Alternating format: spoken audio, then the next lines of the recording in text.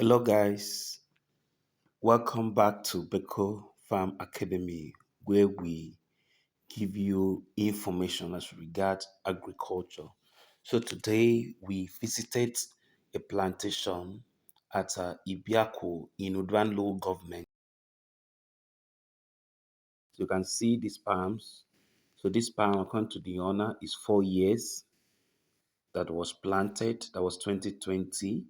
So he contacted us online that we should come and do the maintenance. Under normal, this pan would have done better than this if the maintenance was proper. So we are on ground now to improve on this plantation. Although the palms is a good one, the source that he got it from was good, but the maintenance was poor. So stay with us as we carry out this.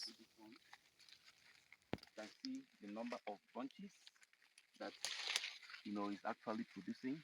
I have counted it is about 13.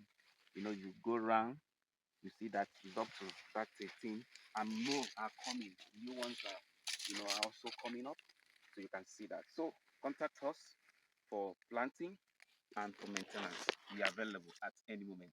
Our number is on the screen, so you can call us anytime. Thank you.